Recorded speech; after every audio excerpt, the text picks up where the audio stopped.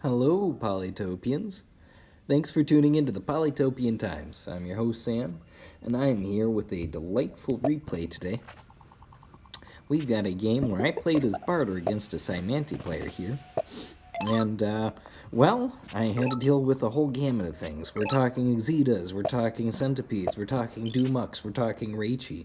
We're talking the whole gamut of what Cymanti has to throw at you. And, this game wound up being an excellent lesson in how to counter that with the standard tribe. So as you can see, our Cymanti player is trying to expand while build up their eco. Meanwhile, I have gone with a soon-to-be redundant strategy, a bit of a challenge for myself, given I was playing the old meta. I'm doing the chop rush strat. So I'm chopping down all the trees I've got. I am exploring, trying to get those ruins since I'm there, and use all the extra income from the chopping to fuel more economic growth. However, that does limit you to a bit. And at this moment, I don't yet know I'm playing Cymanti. So I'm expanding around. I've got 6 stars per turn, getting a workshop up, so I'm up at 7 now. And we've got a level up on Gooflaw, putting me at 8 stars per turn with the 5 stars back to invest. Meanwhile, Cymanti is at 9 stars per turn already, and they are leveling up for their first border growth, getting very prepared to get a Centipede out rather early on in this game, just turn 6. Now I'm up at 8 stars per turn, and still expanding. Our Cymanti player has just claimed their 3rd city. They're up at 11 stars per turn. Got that lumber hut up with a workshop. And things are, they're not intense yet. I still haven't run across them. And my economy is not growing super fast. Meanwhile, the Cymanti player is, still leveling up. There's their first Centipede, turn 8, a relatively early one, and they are doing a level up. Again, preparing for the inevitable second Centipede that they can get up. Being a little ballsy with their Shaman, though, moving them closer and closer to the front lines. Meanwhile, I've just got my 3rd city. I'm at 11 stars per turn, and doing the chop rush to level that up. Now I'm at 12 stars per turn, and I'm lined up to go and find a 4th city there. Whereas my Cymanti friend is just running into his 4th city. And that Shaman is starting to push a little too close to my territory, but they do have their 2nd Centipede out. And if boosted, especially, those could be quite devastating to me. So I've claimed my 4th city. I've got a workshop up there at 15 stars per turn, 16 stars per turn with that level up, 17 stars per turn, what with Gooflaw. And I'm off exploring. I want to see if I'm an island or not. Now, I do know it's Cymanti, and he stumbles into me. A bit too aggressive with that Shaman, winds up right next to my rider. And there's the 3rd Centipede. So obviously, I take a swing and I run off. Now, lesson here is, whenever you run into a Cymanti player, what you want to do is make sure that early game Shaman dies quickly, so it can't give them too much of an advantage, because they can use it very strategically. It can rush up some units into your cities that won't otherwise be able to reach in with that boost ability. So you want to execute it early on. Mind you, I'm not able to. I did, however, see a Cymanti player, so I rushed down to Smithery pretty quickly, which was already a tech I was sort of pushed into, given the chop rush. Mining's really the last good resource I have as a Bardur player right now, so thankfully it's a bit of a natural synergy there. And with this sword up next, I'll be able to wipe out that Shaman. But anyways, back to the game.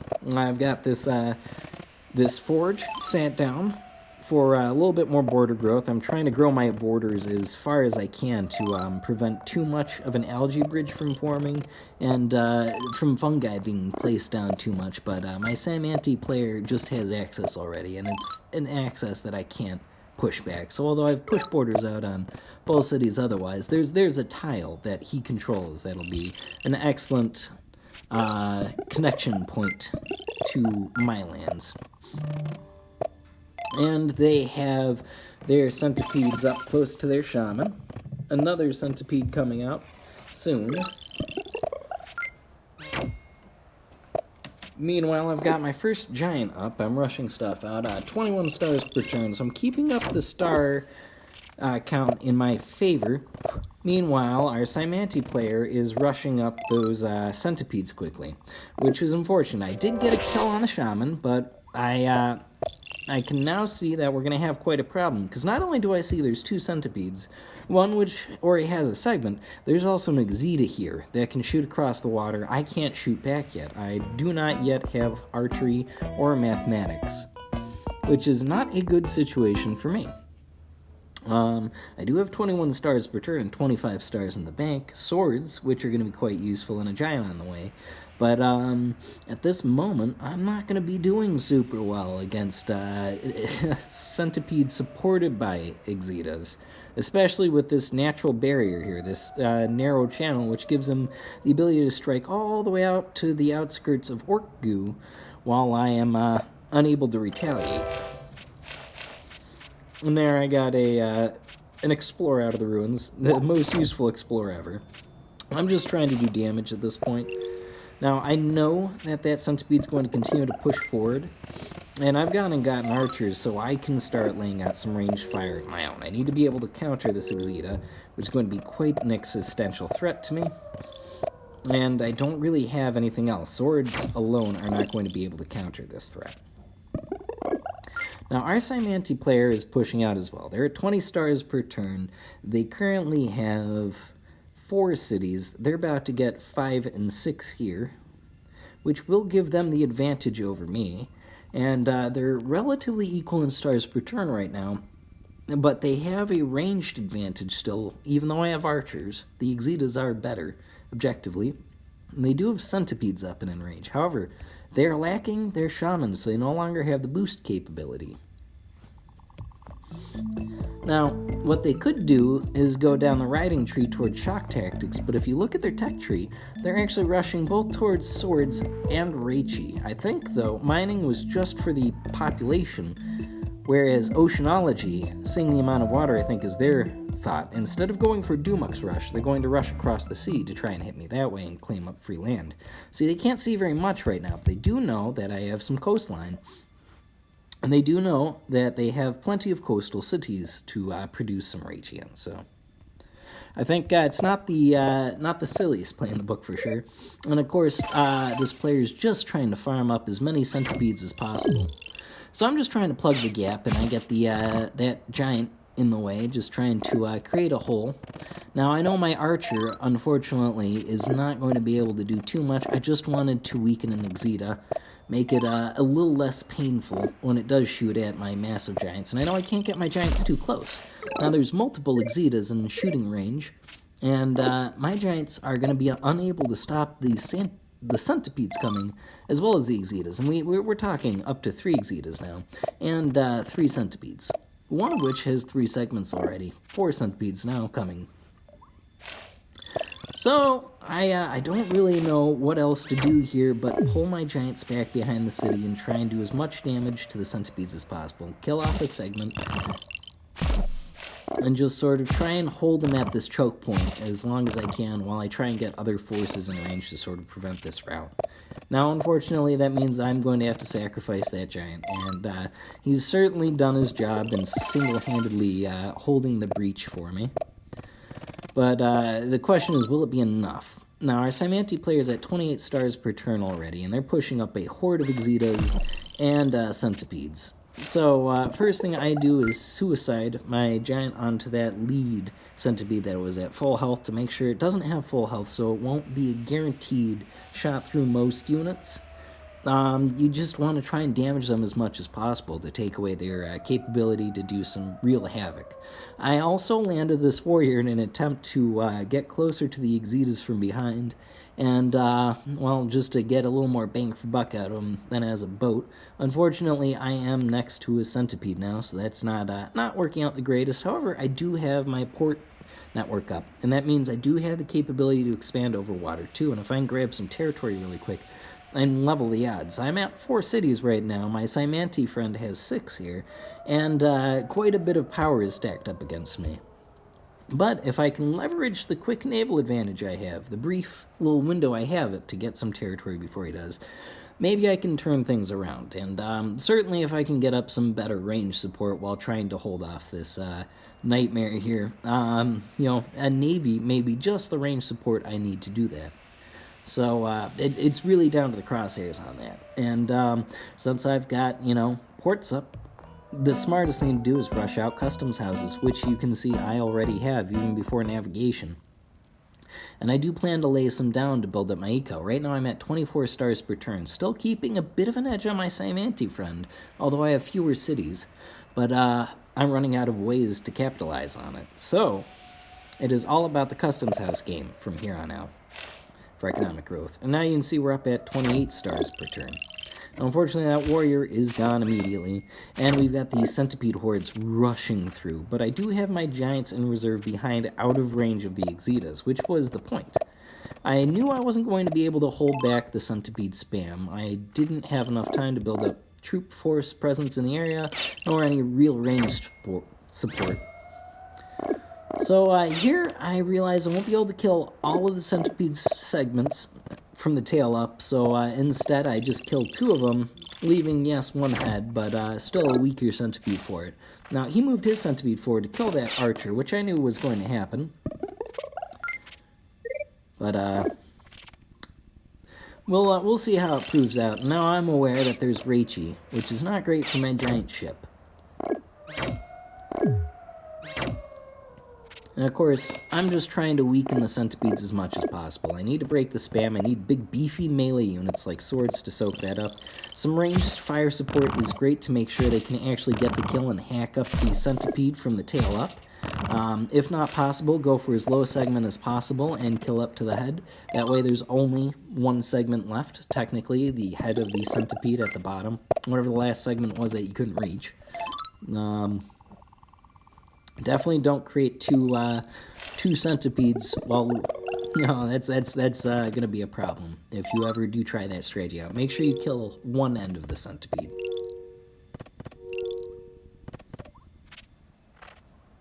And my Cymanti friend is giving me quite some trouble, up at 33 stars per turn, rushing those centipedes into orc goo and everywhere else. But I've got my reserve giants, and they're able to carve through my opponent pretty effectively here.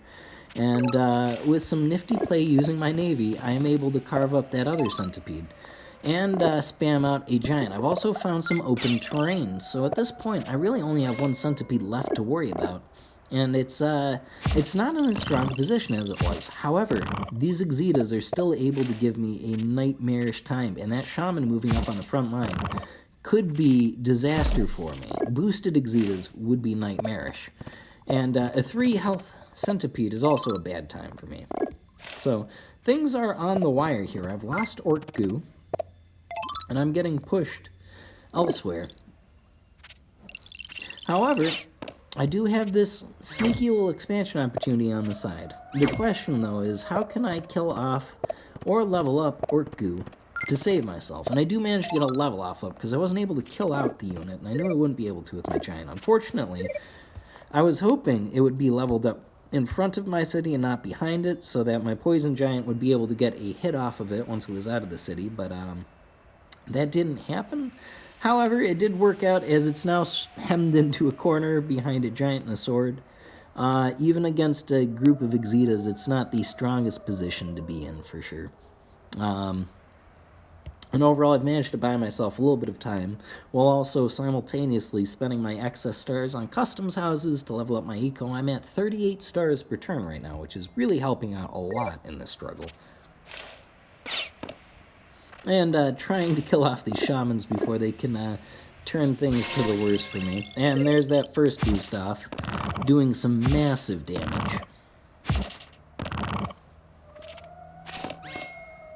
However, I do just barely survive through it, and my Cymanti opponent is at 35 stars per turn right now. Now, that's relatively equal to me, and I mean, see, they're getting Clathruses up, their version of customs houses, to also build up their economy. Meanwhile, I'm under siege, but I've been able to establish a front line with my swords, and I've got some archers brewing up in the background who are going to provide excellent range support. I've got this explorer off in this new city, and I see there's one last village, but my Cymanti friend is already closing in on it. Which is what it is. I am, however, able to kill off those shamans and then eliminate that final centipede with some sword play. And then I can move up some archers to shoot over the breach, while I keep my sword up close to the city to prevent any units from easily running through and hopefully to get a hit on an Exita. Unfortunately, that doesn't work out for me, and these Exitas are causing me a lot of trouble, but I'm getting a lot closer to finally solving this Exita problem. Meanwhile, my Reichi friend is wandering around doing nothing, getting closer to the city. So, thankfully, I'm able to keep sniping out some of these threatening things with my navy that I've built up. And I just want to keep cutting in as close as I can to these Exitas. I know if I can get in close to the Exitas and kill a couple of them, I might be able to shift the course of this battle. Right now, I'll be forced perpetually on a defensive, until I can get rid of that range support that he has going on. And there goes that final free village to our Cymanti player friend. Those Exitas are still causing me quite a bit of trouble. And we can see more Exita spam being made, along with another Centipede or two ready to run up into the breach and resume the Centipede run. Now, our Cymanti player isn't rushing out other units right now, so I am busy trying to murder as many of those Centipedes as possible, and to keep them as far out of my lands as possible, whilst I slowly but surely build up my fleet's power. Now, thankfully, they aren't, able to counter that little city I've got there. They aren't able to invade it with Reichi, but an algae bridge would be quite a problem. It wouldn't be very hard for them to build. So, I'm just doing my best to hold them off at the choke point and to keep them harassed with my naval forces, which are taking quite a beating. The Exitas are not great for them either. I, of course, am going to do my best to just weaken the Centipede before it can become a real threat. But at least I've got some more naval power in the area, and my knight is finally able to cut through as much of the Centipede as I can manage.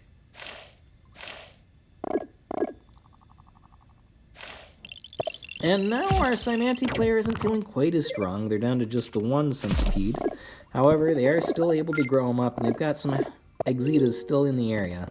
And we see our first Doomux. Now, this is where things get very interesting, because the nature of the battle again shifts. Instead of being solely about Exitas supporting Centipede spam, now it shifts to Doomux spam. Those Chitons are merely to hold the front lines against my knight.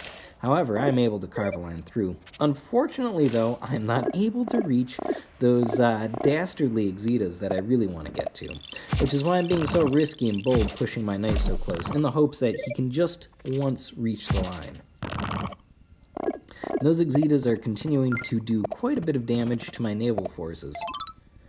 Now, we've got another Centipede showing up along with a lot of Doomux for the next turn, and that's going to be quite a problem for me.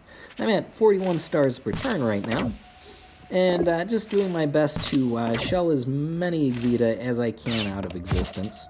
They've been my greatest threat in this game, and I need to do everything I can to end them, and I'm very aware of this. Again, I'm moving in as many knights as possible in an attempt to get one of them to hit, and I'm trying to just eliminate as many opponents as I can with my battleships, even though it's at great personal cost. And I'm at an economic disadvantage right now. My Cymanti opponent is at 50 stars per turn, and is quite effectively able to spam Doomux at me right now, which is quite a problem. They're beefy units, although they don't have the greatest defense. And I see this other Centipede, so I do take that as a priority. It is a more expensive unit in that you have to level up a city, and you can't do that an infinite number of times, like you could with a Doomux. And do remember, if you have a knight that's at the end of a persist chain near a Doomux, always hit it as the defense of a warrior, and it's going to do way more damage if you don't smack it. So, another interesting note here really quick. It was a couple moves back, but you notice how that Doomux stopped just outside of Rourke? I saw he was going to be in range, and I left it purposely empty, understanding I wouldn't be able to effectively garrison it, but that he also wouldn't be able to get in enough units to actually properly siege the city, nor would he be able to actually get into it. So he stopped just outside of it while I've saved my stars for other purposes. Anywho, back to the main front. Lots of Doomux spam just trying to get up to the front. We can see he's being very conservative with his Doomux. Not a lot of detonations, probably in an attempt to establish a fighting force that isn't just immediately gone every turn. There's not a lot of cluster explosions that they can get off, and he doesn't have really any other forces in the region. And there goes the last Reichi, really, in the major naval theater. What my main opposition currently is just Doomux spam en masse. And I am, again, going to do my best to sort of snipe them off before they get a chance to really become a threat to me. However, there's only so much I can do. That Doomux isn't able to push through, and again, a lot of Doomux spam just isn't able to hit in with full force.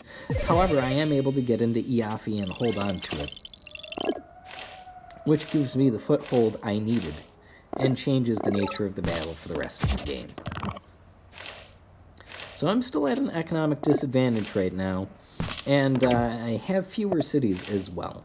But I have the naval advantage, which is exactly what I needed here. And with this beachhead on my Cymanti friend's continent, I am all of a sudden able to shift the momentum of the battle, putting myself on the offensive, and my Cymanti player on the defensive in an attempt to reclaim lost territory. Here we can see they're trying to use their Doomux to get into Rourke and do as much damage as possible. Meanwhile, I am continuing to do my best to stave off the Doomux onslaught and kill the reinforcements while they're on the water. I'm easily able to level out the Doomux that was sieging Iafi, and the rest of this is going to be me slowly but surely trying to deny the Doomux the ability to inflict mass casualties with their explodability. I can use my fleet quite effectively to hem out the Doomux offense on my little island. And my range support, along with my swords, are more than capable of holding the Doomux at bay, doing a lot of damage to them, and allowing me to, effectively defend. Now, there's plenty of casualties, don't get me wrong. That is the nature of Doomux warfare, but every Doomux he explodes is one less Doomux he has to take a city. So it becomes a war of attrition in the truest sense here.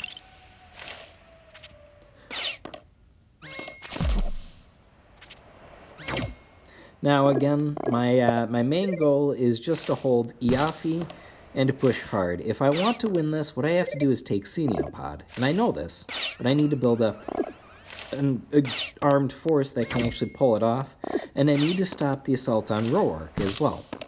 So my plan is, and it's rather ambitious here, just to create an intercept force at sea that can eliminate the Doomux before they get in, and then invade. Pressure on Iafi is consistent, but the pressure is laying off as my Cymanti player recognizes the threat that allowing me to take Ceniopod presents, and is definitely trying to focus his Doomux out that way. Unfortunately, they're not that great at sea conflicts. Would have been better served with Reichi, to be fair, at that moment. But, hindsight 2020. In this moment, the fight is over. I'm able to eliminate his Doomux and stop the assault on Roark entirely, and on the next turn I'm going to be able to push forward and siege Ceniopod. Meanwhile, my Cymanti friend is still creating a meat grinder, churning up all the defenders around Iafi, just trying to push and take the city over. He's realizing there's not a lot of chances to actually take it effectively right now, so he's just trying to murder all the defenders, so when he does take it, I won't be able to defend. I'm doing the same thing, so to speak, but around Ceniopod.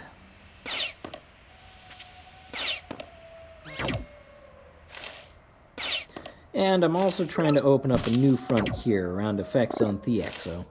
Now that I've managed to push some naval dominance out, I want to surround my opponent and open up multiple fronts. Different places where he can't concentrate his power or his units, especially his ranged support, which have been quite devastating. Now, when they've been grouped up, if they were individually used, they'd be less of a problem for me.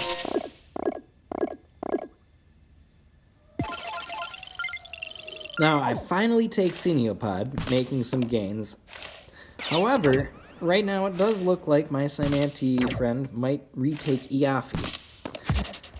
But it's actually not as in their favor as it appears, as I'm able to use archer support along with one battleship to reclaim the city, and then I can embark another unit, keep a sword in reserve along with my archer line, and embark another couple of giants into a ship and another sword, just keeping up reinforcements for my fleet, so I don't find attrition hitting me again.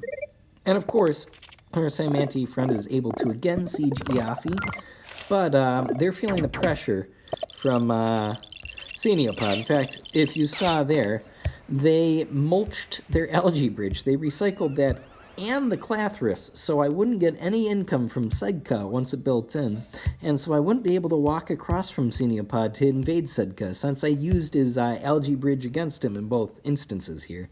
Now, quite an interesting play, and it definitely hurt Sedka's income as well, but I'm not yet able to get into it, so beyond that, there's nothing of note here. Just keep an eye on that, though. That was a rather interesting play on his part. You can see he's also getting some mycelium up in the front lines in an attempt to, heal some of his units who are in combat, as specifically, I would think, as Exetas, although they're not in position to use the mycelium he does have by the coast. Though he did have some there earlier. That might also have been placed just to connect Ceniopod. But yeah, we do have full Clathris networks at 54 stars per turn, however, under siege.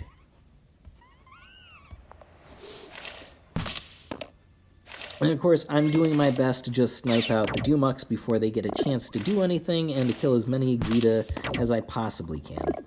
Right now, I want to make it so that there's not as much threat to me before I really start the invasion in full. And I also have decided that I would really like to take Sedka, so I've popped in this turn. Of course, at this moment, I can really afford to whip out a couple of battleships, so I've landed my giant there, and I'm going to continue pushing hard. And unfortunately, at this point, our Cymanti friend doesn't really have as many options in defense. So, all of the units they are creating are getting killed very quickly. Doomux at this point really aren't the smartest move because they have such low defense and you're fighting battleships. They're able to two-shot them very easily, even though they've got quite a bit of health. And that's kind of the Achilles heel here. This defense likely should have shifted over to swordsman a while ago, and he does have swords. You can see forges laid down, but ultimately they weren't used. And I was able to take Ceniopod and then encircle the island. Once I had a foothold on Sedka as well as Iafi, then the game was truly over. It was a defensive fight for Cymanti, which is a losing proposition. One at negative stars, and now with fewer spawning places. With the fall of Effexo, there's no effective way to actually defend Effexo.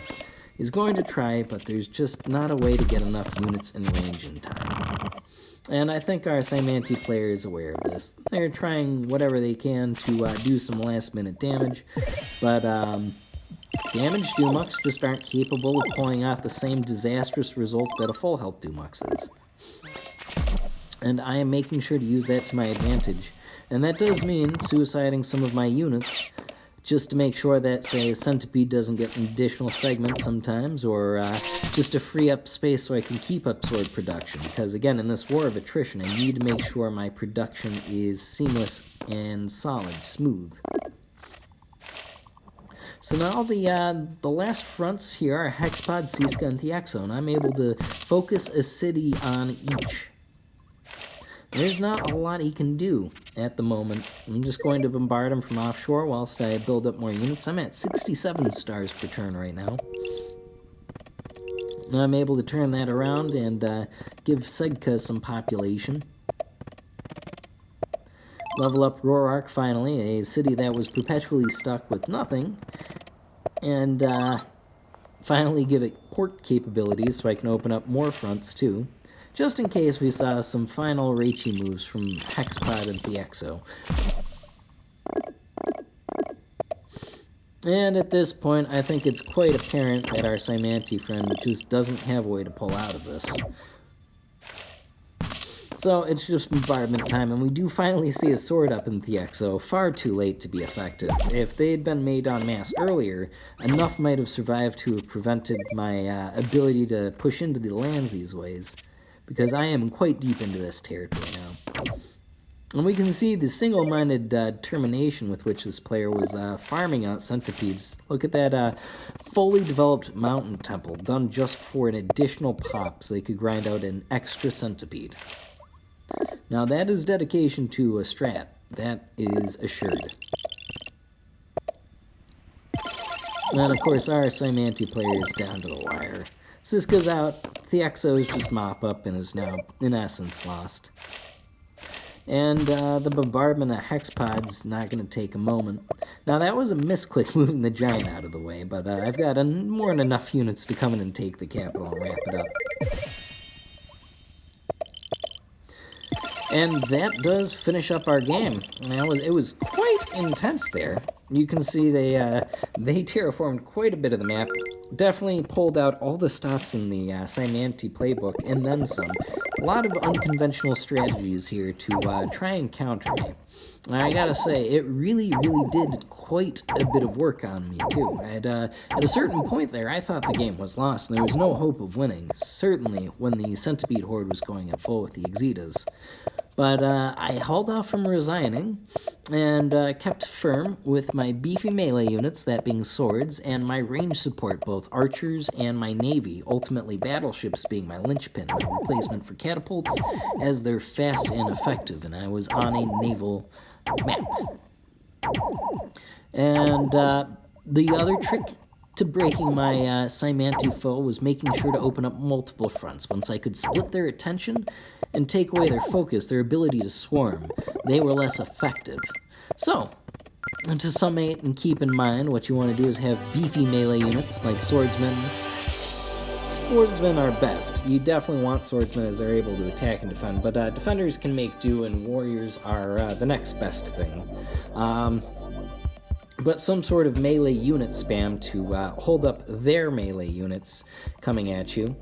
Some ranged units to counter archers are fantastic for it because they can move, although they are rather weak, so are catapults. Catapults do have the additional range, but oftentimes with Cymanti players, they move so quickly, they'll be out of range and then move in range in the same turn.